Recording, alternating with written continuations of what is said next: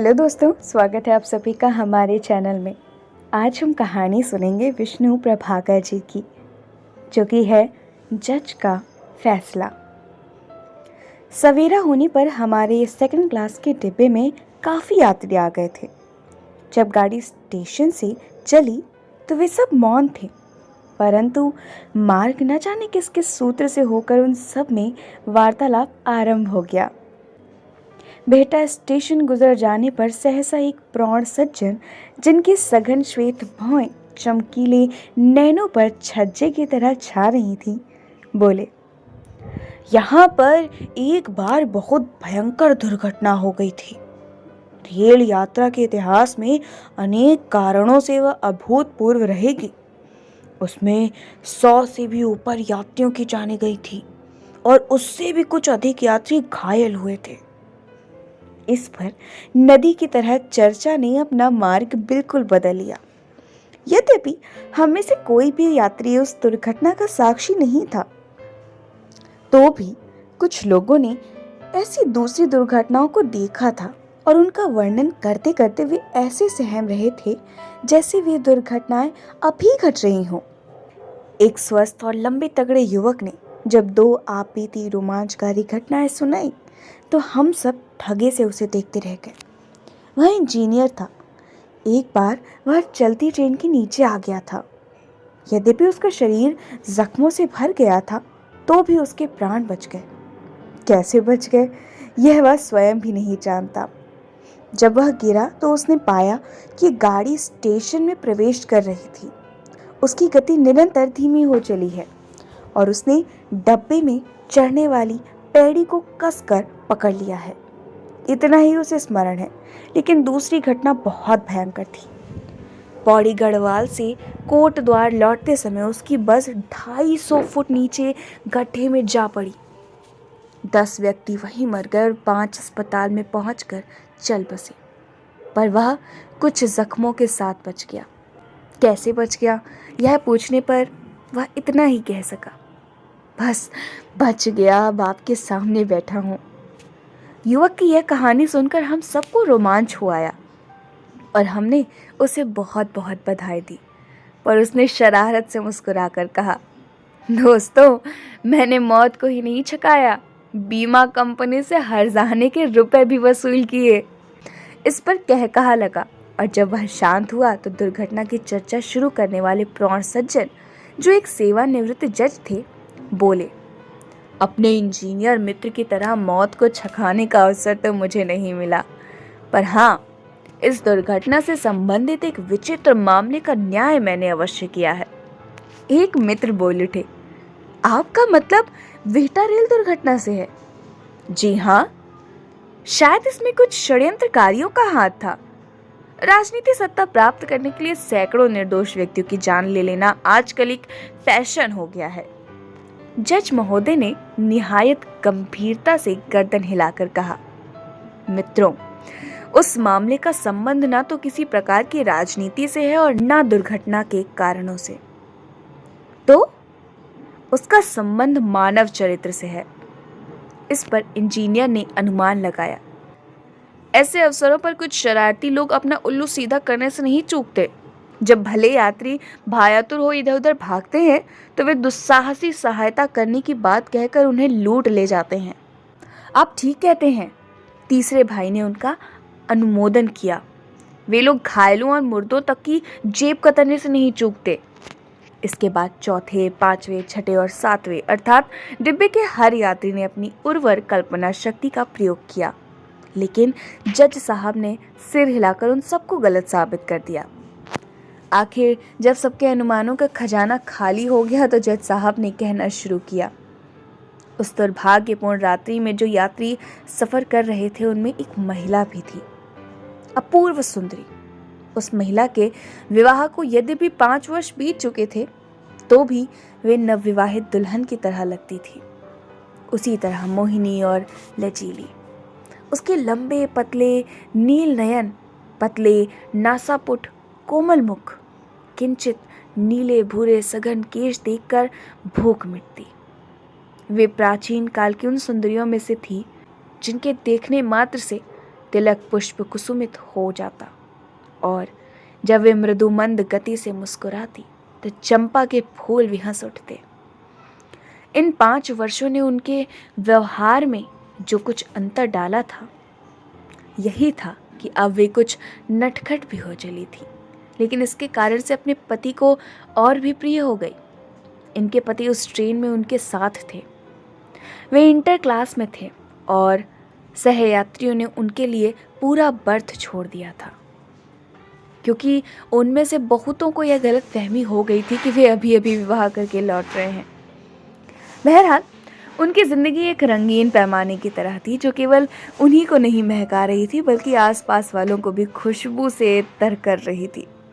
वे प्यार के उन क्षणों को जी रहे थे जिनकी याद बहुतों के जीवन का संबल होती हैं, और गाड़ी उड़ी जा रही थी, खड़खड़ाती, चिल्लाती, धुआं उगलती और अंधकार की छाती में प्रकाश का छुरा भोंकती। छुरे की उपमा देने पर यात्री कुछ चौंके, पर कथा सूत्र की उत्सुकता ने उन्हें मौन ही रखा और जज साहब एक क्षण बाहर झांक फिर बोलने लगे। उन्होंने अब अपनी कोहनी खिड़की की पुश्त पर टिका दी। उनके मोटे होंठ कुछ इस तरह ऐंठने लगे जिस तरह हमला करने से पूर्व मेढक खाने वाला सांप ऐंठता है। उसके दांत तो होते हैं पर उनमें जहर नहीं होता। उन्होंने कहा, रात हो गई थी और रेलगाड़ी पूरी गति से दौड़ रही थी।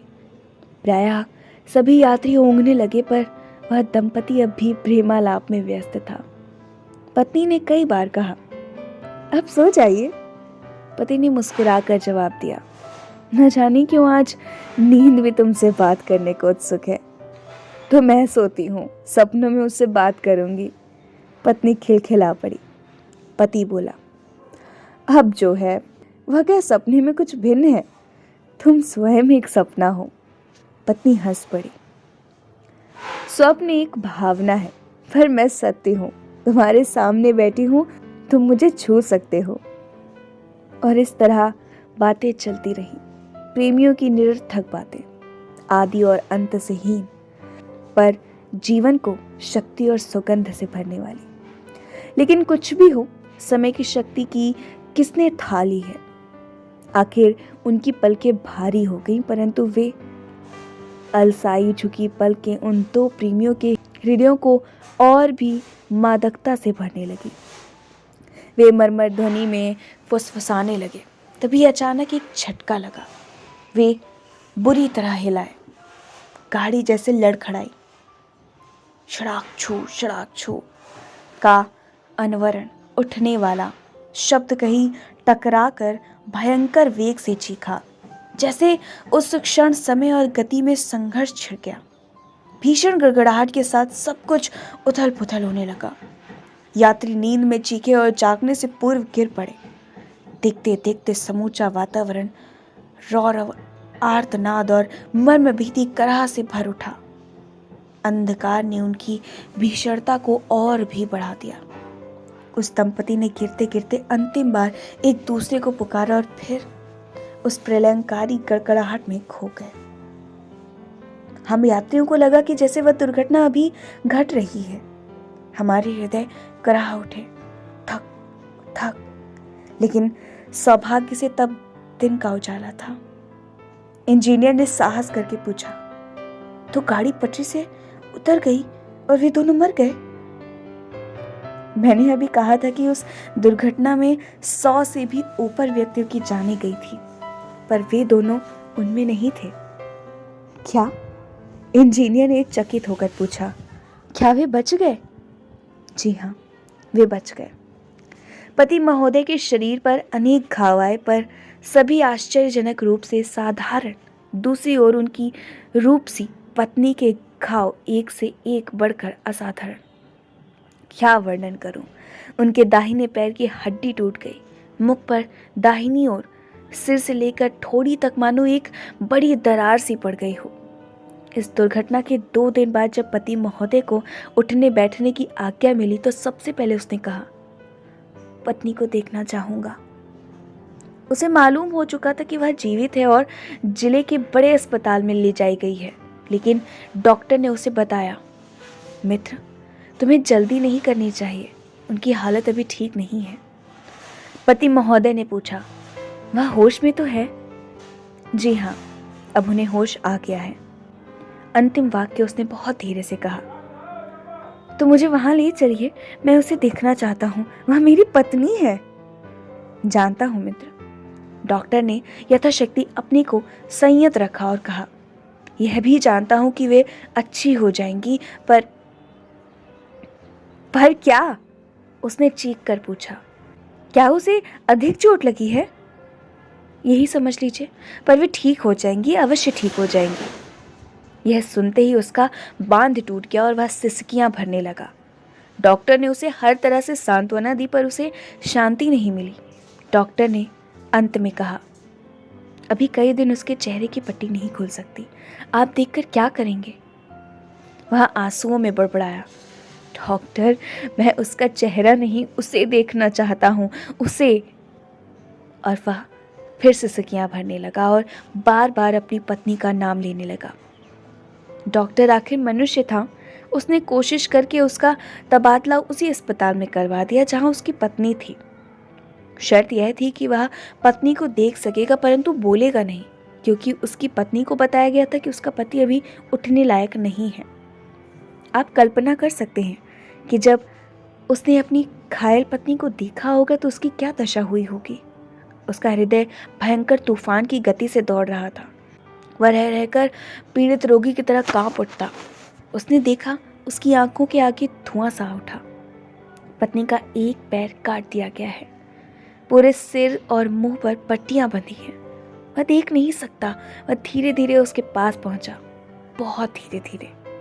दरवाजे से उसके पलंग तक के कुछ गजों के फासले को पूरा करने में उसे एक पूरा युग लग गया। एक युग लंबे जितने क्षण तक वह खड़ा रहा। फिर पुकारना चाहा, विमला। विमला उसकी पत्नी का नाम था, लेकिन वह पुकार नहीं सका। उसे एकाएक चक्कर आ गया और वह वहीं गिर पड़ा। शीघ्रता से उन लोगों ने उसे वहां से हटा दिया। उसकी पत्नी कुछ नहीं जानती थी, कुछ जान भी न सकी। होश में आने के बाद वह रह रहकर फुसफुसा उठती, उन्हें बुला दो, उन्हें बुला दो, वे कहाँ हैं, वे कहाँ हैं? पर उसका स्वर बड़ा क्षीण था और संघर्ष प्राय गतिहीन।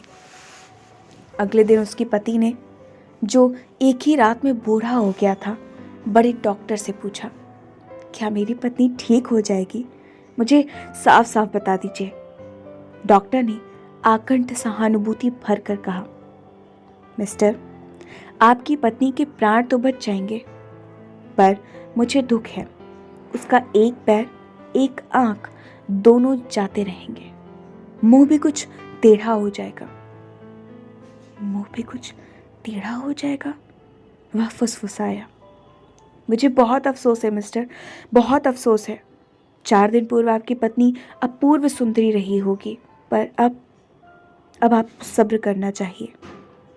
और डॉक्टर चला गया। वह कई क्षण आंखें फाड़े उन्हें देखता रहा, बड़बड़ाता रहा, अपूर्व सुंदरी, सब्र, टेढ़ा मुख, एक पैर, एक आंख, अपूर्व सुंदरी। घंटों तक उसकी यही दशा रही। वह बार बार मदोन्मत्त की तरह हंसा, भड़बड़ाया, अपूर्व सुंदरी, एक आंख, टेढ़ा मुख, अपूर्व सुंदरी। फिर सिसकियां भरने लगा। डॉक्टरों के लिए एक समस्या हो गई। उन्होंने सलाह करके उसे अस्पताल से मुक्त करने का निश्चय किया, और जब बड़े डॉक्टर यह निश्चय सुनने के लिए उसके पास पहुंचे तो उनके अचरज का ठिकाना नहीं रहा। वह पूर्ण शांत था। उसने इस निश्चय का स्वागत किया, केवल जाने से पूर्व एक बार पत्नी को देखने की इच्छा प्रकट की। और इस बार जब वह पत्नी के पास पहुंचा तो ना तो उसका दिल कांपा, न वह गिरा। इसके विपरीत वह दृढ़ता से उसके बिल्कुल पास जाकर खड़ा हुआ। फिर सहसा उसने हाथ उठाया। नर्स ने एकदम मना किया। वह रुक गया, पर दूसरे ही क्षण उसने फिर हाथ उठाया, फिर गिरा लिया। फिर तीसरी बार उसने दोनों हाथ उठाए। नर्स ने तीव्रता से रोकने का इशारा किया, पर इस बार वह नहीं रुका, बल्कि तेजी से आगे झपटा और उसके दोनों हाथ घायल पत्नी के गले पर जम गए। क्षण भर में उस कमरे की दुनिया पलट गई। नर्सों का पागलों की तरह भय से चिल्लाते हुए भागना, उसका दांत भींचकर शैतानी शक्ति से गला दबोचना, पत्नी की भयानक चीख और उसके बाद उसने मृत पत्नी का एक सुदीर्घ क्षण तक चुंबन किया और फिर पसीने से तर हाँफते हुए अस्पताल के अधिकारियों और कर्मचारियों की भीड़ से कहा, मैं अब कहीं भी चलने को तैयार हूं। यहां आकर जज महोदय मौन हो गए। उनका भारी मुख आंसुओं और पसीने से तर था, पर हम सब जैसे एक दुस्वप्न से जागे हों। हमारे हृदय आतंक से धड़क रहे थे और गाड़ी स्टेशन में प्रवेश कर रही थी। इस बार भी इंजीनियर ने साहस किया। एक सुदीर्घ निश्वास छोड़कर उसने कहा, तो यह मामला था जिसका आपको फैसला करना पड़ा। जी हाँ, जज ने शीघ्रता से उठते हुए कहा। उन्हें वहीं उतरना था। एक सज्जन तो अपेक्षाकृत युवक थे और जिनकी आंखें आंसुओं से भरी थीं, बोले, निस्संदेह आपने उसे मुक्त कर दिया होगा, क्योंकि वह परंतु वह आगे नहीं बोल सका। उसका कंठ अवरुद्ध हो गया। जज ने उसे देखा और कहा, अगर आप उस मुकदमे में जूरी होते तो क्या करते? निस्संदेह छोड़ देते। हम एक साथ बोल उठे। जज के मुख पर एक विचित्र मुस्कुराहट फैल गई। बोले, उस दिन की जूरी ने भी यही कहा था, पर मित्रों, मैं उसके साथ अन्याय नहीं कर सका। मैं जानता हूं मैंने बहुत से मुकदमों में अन्याय किया है, पर इस फैसले पर मुझे सदा गर्व रहेगा। मैंने उसे फांसी की सजा दी थी। फांसी? हम सब चीख उठे। नीचे उतरते हुए जज ने इतना और कहा, उसे जीवित रखना उसकी पवित्र भावना का अपमान होता। और फिर वे मुसाफिरों की भीड़ में खो गए।